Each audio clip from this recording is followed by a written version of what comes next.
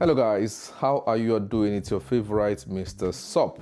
I hope you all are doing very well. Alright, so I came across the video on Tunde Ednot's page some few days ago, and it's about an Instagram, or let me say she's an activist anyway, but she have an Instagram account. Her name is Justadetoun.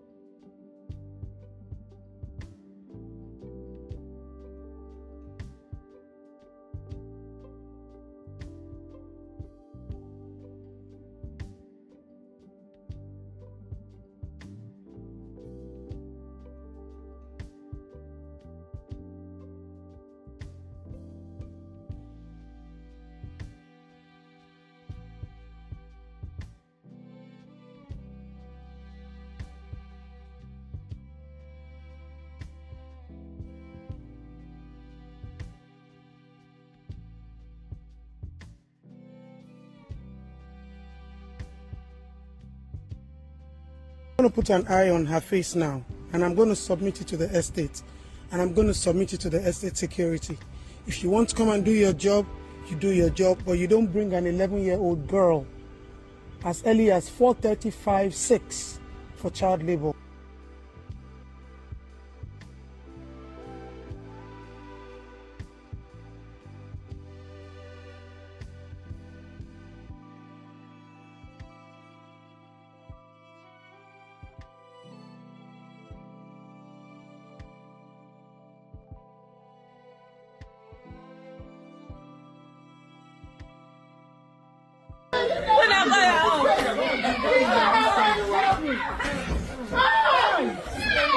When he told me that somebody posted, I said, oh, Jesus.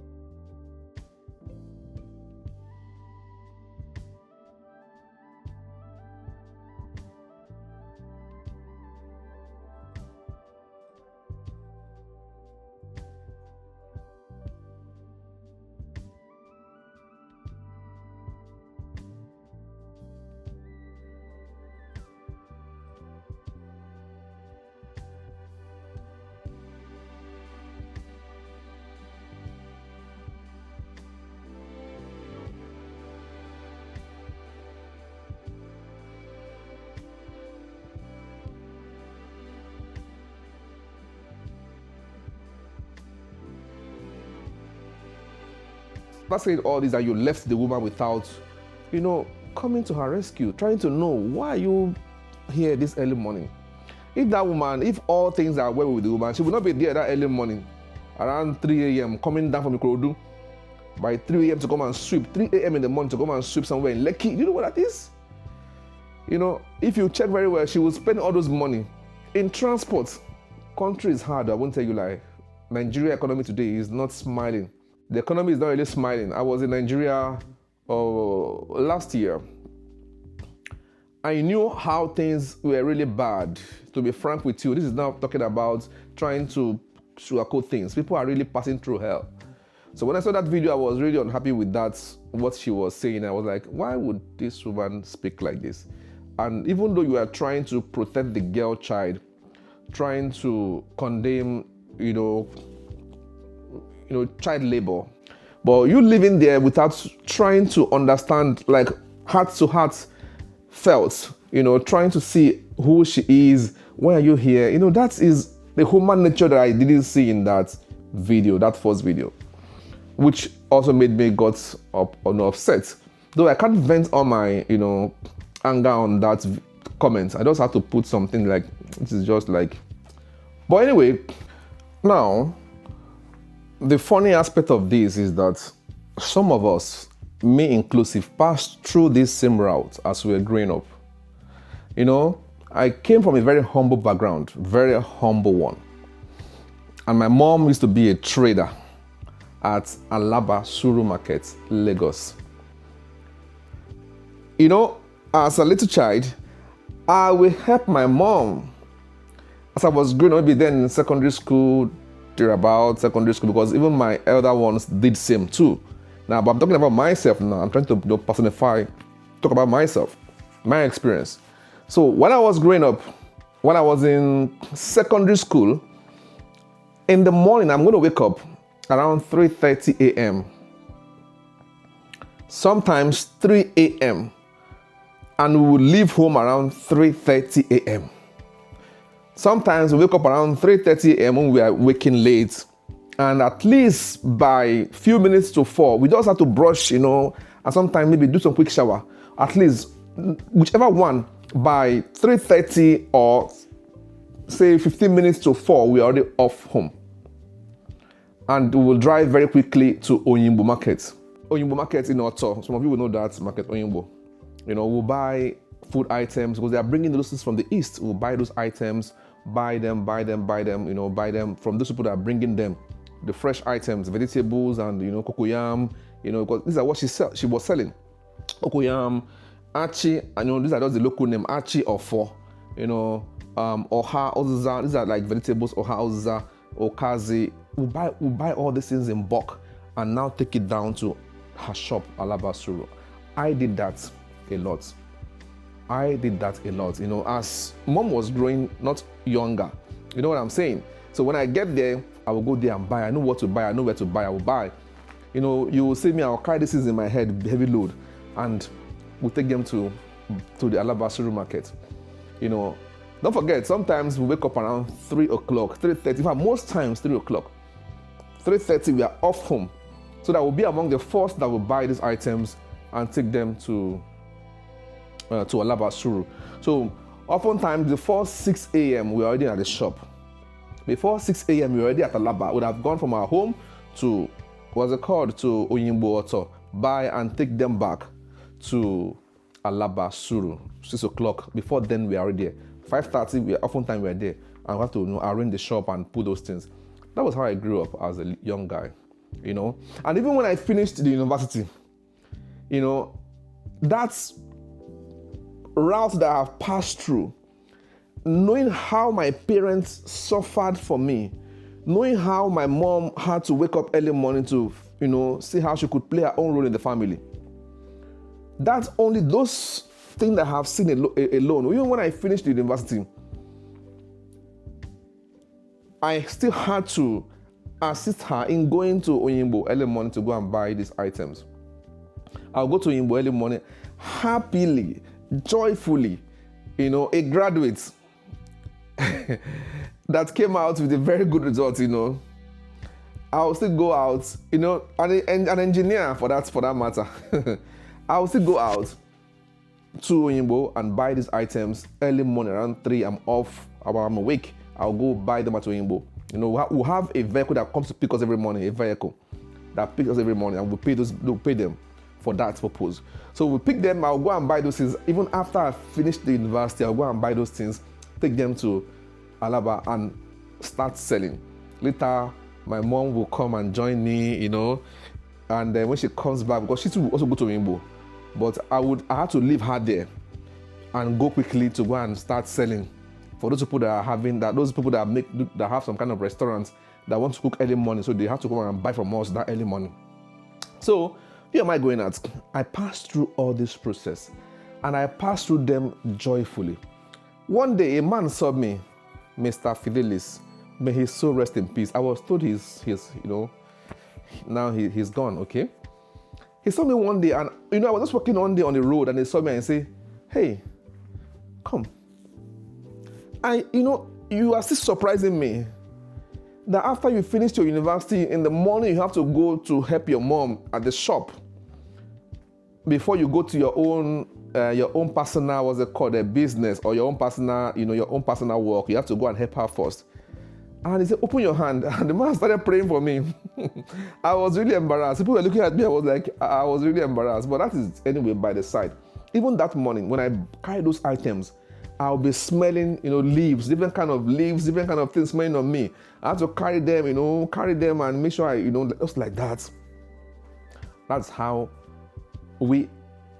I grew up. And some of us you are seeing today also grew up through this pattern. But I can tell you, I never regret anything in my childhood days. I never regretted. I only saw the sacrifice that my parents did for me. That's what I'm saying to today. Because I passed through that same process. And I'm seeing all they have done for me. And that when I look back, it's difficult for me to forget what they have done for me. Because I know what they also passed through. Not all parents are parents. I want to go somewhere now. Not all parents are parents. We are lucky to have parents that no matter what, they cared for us. I thank God that that woman, they didn't send her daughter to go and be doing hookup, go and be doing, to fetch money for her. I'm not saying I'm in support of child labor. And I'm not saying that she should have been taking that little girl if things were good for her. I don't think she should have done that. But because the country is bad, people are looking for escape routes. And I'm glad she didn't send her to go and be doing some kind of dirty jobs, to bring money for her. When I was growing up, I'll tell you two experiences. Why I say that we should thank God that we have parents that also cared for us genuinely. When I was growing up, I know of a woman, she had this intertribal marriage. We have three major tribes, Igbo, Yoruba, Hausa. But I won't say which tribe she is and where she married from to avoid tribal issue. So she's from a tribe and she married from the other tribe, from a different tribe. Now, this lady, as she was growing up, what she does is that if she stays in this area, she was just, because she never had, she was just, like having children from everywhere. When she have a child, she will leave that child from, take the child, maybe drop for you in your home, or maybe she just come to your home and play with you, and she will drop the child and say, I'm coming. She will run away with the child, and run away and leave the child for you. I mean, even children that will be like 6, 3, just few months old, she would drop them and disappear. And because this is not really like a kind of like somebody that unalived somebody. So the police wouldn't really look for her for too long. They just, if you didn't see her 2-3 days, the child will be taken to a police station and they will report the matter. And before you know what's happening, the police they will just take the child to a motherless baby home. That's the end of it. And that's how she was doing in different area. Today we hear that this woman is in Ireland. She's here. She's in Awapa. And she was just, and that was because she was not really a woman that as a mother that had love for her children. That was how she was living her life as a mother, which is very, very detrimental to herself, even to her own children. Here am I going again. There is one guy called Pretty Boy Fredo. I think he's from Northern America or so, as in originally from his parents. But anyway, he was given birth by his parents and they couldn't take care of him and his younger sister or thereabouts. And those parents, because they were into alcoholism and things like that, they took this boy and the girl and the little sister and they dumped them in motherless baby home. So this guy grew up to become a very big YouTuber, Pretty Boy Fredo, and he had to go and look for his parents. So when he was making the video of his activity, like going to see the parents, all this, this process, I was like, wow. And the parents knew he was big now on YouTube because people were telling the parent that, that's your son. People could trace, they knew how they could trace the boy back to the parents, and they were telling the parent that this is your son. But because the parents did not play any role in the boy's life while he was growing up, because it was abandoned in the motherless baby home, the boy and his sister. Now, when this guy become very big, he was very big, famous on YouTube, very big guy. He was living there in America, very wealthy. Let me say he was rich anyway, rich guy. But the parents could not go back to him, even after they knew that he was making money. So you see, sometimes if our parents do not play their role in our life, there is this kind of disconnect that comes in as we grow up. But once again, thank God that we all have good parents, that no matter how things were small, no matter how thin, how thick and thin, they were able to care for us. They cared for us genuinely. I also have someone that I knew when I was growing up, a woman. Parents, what they do is that they will send their children to go and those days we don't really have this hookup thing per se. They will find a way to send their children to go and meet men, sleep with men, to bring money back home for them. You see, I'm just giving you different kind of parenting that we have. But this girl's issue with her mom, Mrs. Obasi, I think Obasi, the one that Justadetoun posted, Obasi. These are not issues that we just see and we just look away. The issue that when we see, we sympathize with her because she has not really shown any bad example of bad parenting. You know what I'm saying? And also, I also thank God that Justadetoun, or let me say Auntie Justadetoun, because she should be older than me anyway. Yeah, definitely. I'm sure, I'm also glad that she made that video. Because not all publicity are bad ones. Even when they are bad, sometimes they expose you to a helper. They bring you close to your helper. Assuming that woman didn't make that video, I wouldn't have known who is Mrs. Obasi. I wouldn't have known that woman. Assuming Mr. Justadetoun didn't make that video, Mr. Justadetoun, as in, Justadetoun, anyway. If she didn't make that video, I wouldn't have known that woman. And that even gave me the chance to give my own widow's mite to her. So some of you that have not seen that video, please go and watch the video. And you can also extend your help to her. I'm going to put her account number there. However you all feel we should uplift her, help her and bless her. It's up to you all. But the most important part, we do this every day, but I don't know.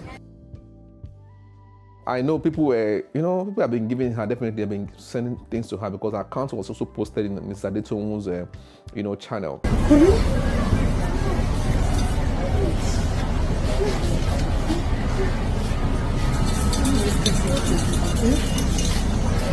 Just like Joseph, his brethren were trying to initially unalive him, and later they said, okay, let us sell him out to those travelers, and so that he can just let him just go. But they never knew as they were doing that, they were pushing Joseph to where he belongs. And before you know, he became the prime minister. So I also thank God that she made that video to show us about what is happening. Though she thought maybe Nigerians would come to her aid and support her and maybe attack that woman, but I don't know, the whole thing turned around and for her good, for the woman's good. So what am I saying in essence is that the country is hard. People are going through a lot. We pray we have a government that will listen to people and not only listen to them, make the economy robust enough. How will somebody be living from Ikorodu to Lekki and be earning 19,500 per month in a month? This is terrible. And I even wonder who employed that woman. I'm not saying they shouldn't employ her, but whoever employed her should at least, you should have seen, I don't know. Maybe they don't know she's coming from Lekki or I don't know, or from Ikorodu, but that money is too poor. It's too poor. It's too poor. But in all, I'm really grateful to God that I passed through all those things that I passed through while I was growing up.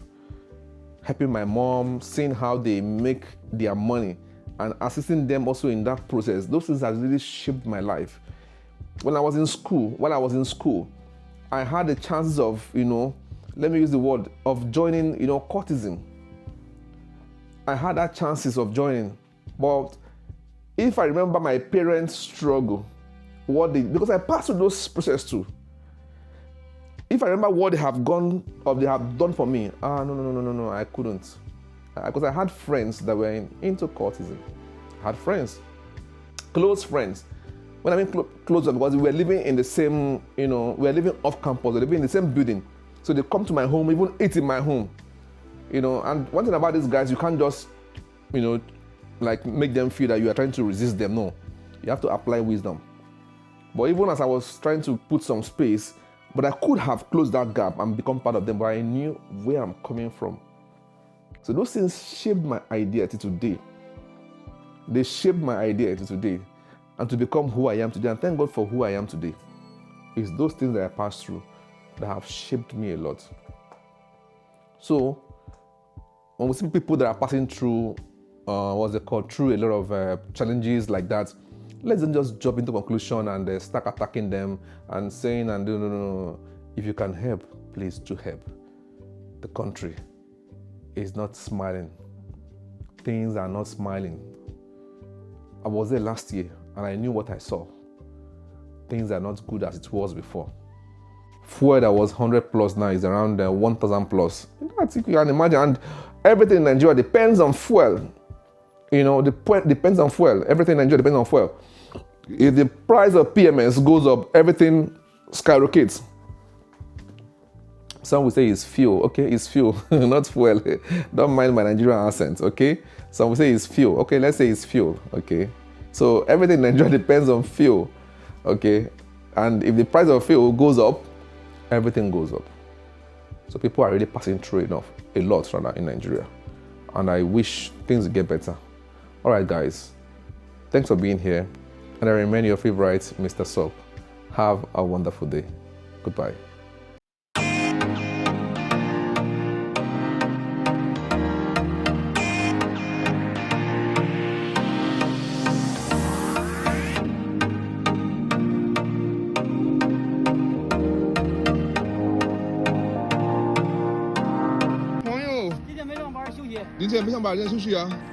Today is Monday and the government has actually gave an injunction that every schools and offices should be closed down today.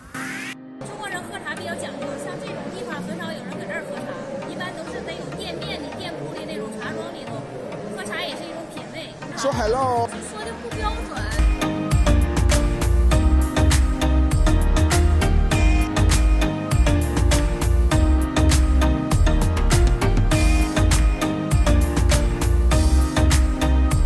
So guys, I'm just taking a stroll around the streets of Hamburg.